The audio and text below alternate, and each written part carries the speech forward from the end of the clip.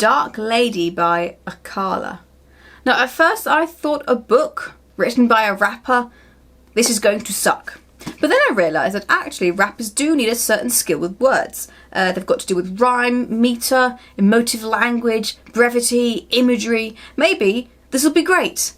Then I read it, and I realised I was right the first time. Akala does seem to be a legitimately interesting and clever bloke, and while his music isn't necessarily to my taste, you can tell that some real artistry and talent went into making it. The Dark Lady does seem to incorporate some of Akala's own personal experiences. A mixed-race young boy growing up in a place he doesn't feel he truly belongs in, with levels of education others don't think possible due to his race and social class. Akala has reminisced about his time at school, when he was put into classes for kids for whom English is a second language, despite Akala being a bright lad born and raised in England. This comes across in his main character Henry, a poor, mixed-race young man in Shakespearean London, who, unusually, is able to read and write. Akala has written other books, more about his own personal experiences, and clearly has a great love for Shakespeare as the founder of the Hip-Hop Shakespeare Society.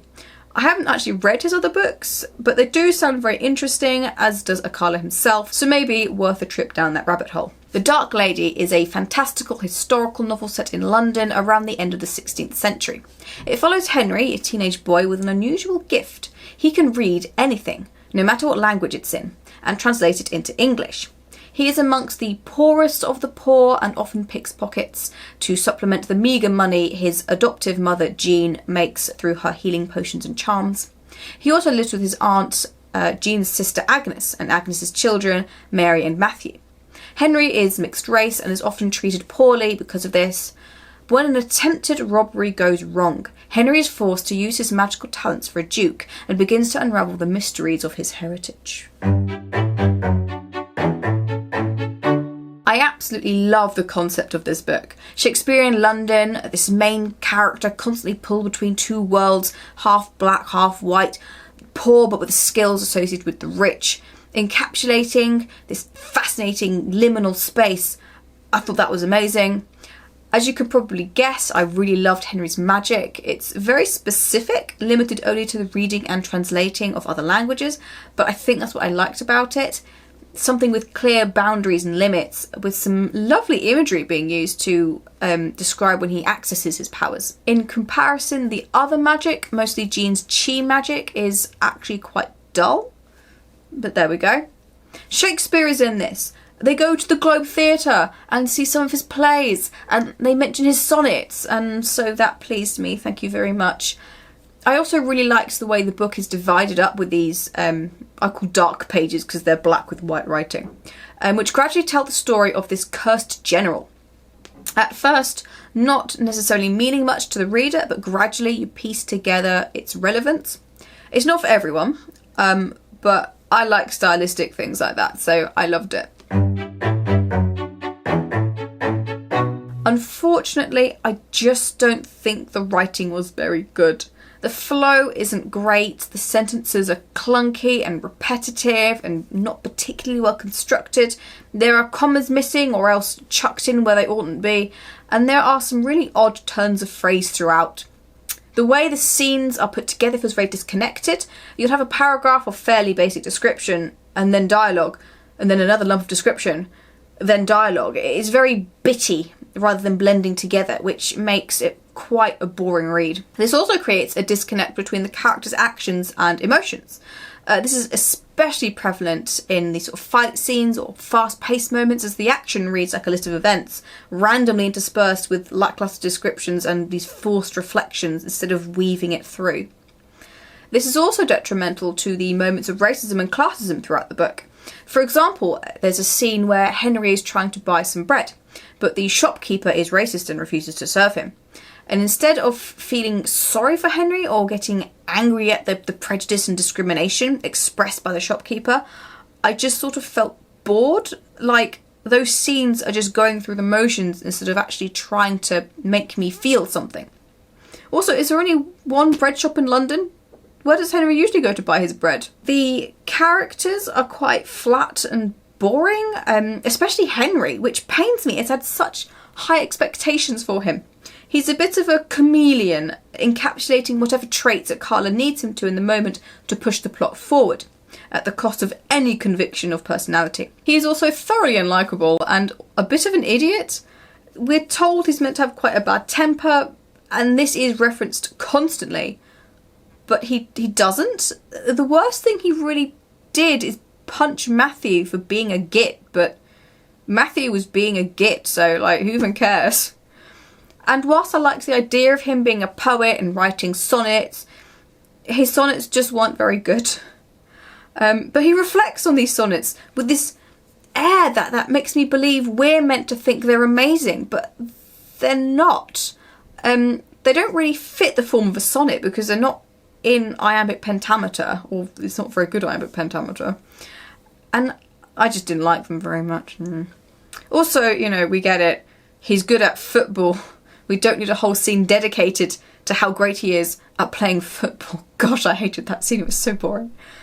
The dialogue is very inconsistent, mostly written in this sort of near attempt at Elizabethan language with random moments of Elizabethan slang thrown in, but also a few more modern terms. It was a bit of a mishmash.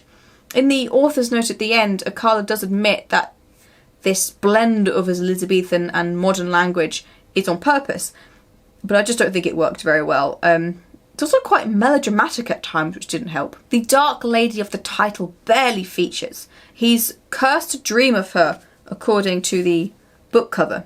But there are only a couple of dreams, and they have such little bearing on anything that I've actually completely forgotten anything that happened in them, so they may as well not have been there.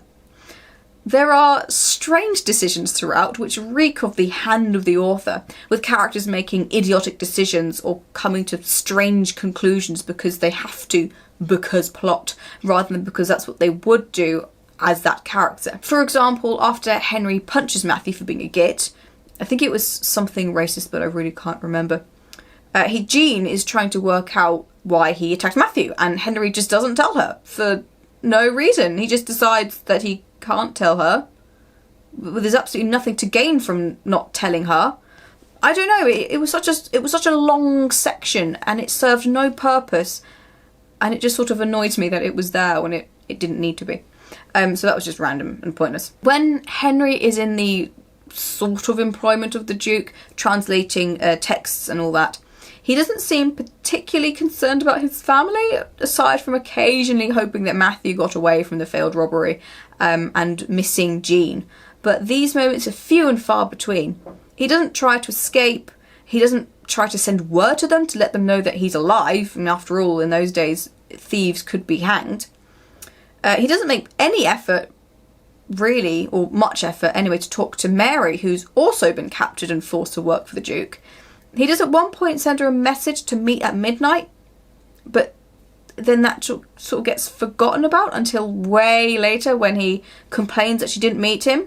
But we didn't even see him like sneaking out and then waiting for her and her not turning up. So it sort of feels like Akala just forgot he wrote it in for half the book and then had to quickly explain why he forgot about it instead of just taking it out or doing something with it. It was just weird. And there was no real plot. Henry doesn't really want anything for the most part. At least nothing specific. I kept waiting for something to happen, for him to embark on some quest or journey of discovery, but for most of the book he just sort of contentedly bumbles through, which is boring. He doesn't actively do anything until the end, which feels very sort of step by step, paint by numbers, without the support of clear character motivations to make it work. And even then, a lot of this sort of active part of his plot is him just sort of waiting around for something and making the stupidest decisions I've ever seen a character make. Look, it's not good, which is a shame because at its heart there is a great story wanting to be told. It just unfortunately needed lots more refining before it went to print. Perhaps Akala's non-fiction books are better. I hope they're better because he does seem like a very interesting person with lots to say. But this just sort of missed the mark, sadly. So that's all I've got for now. let me know your thoughts in the comments, and I'll see you next time. Bye.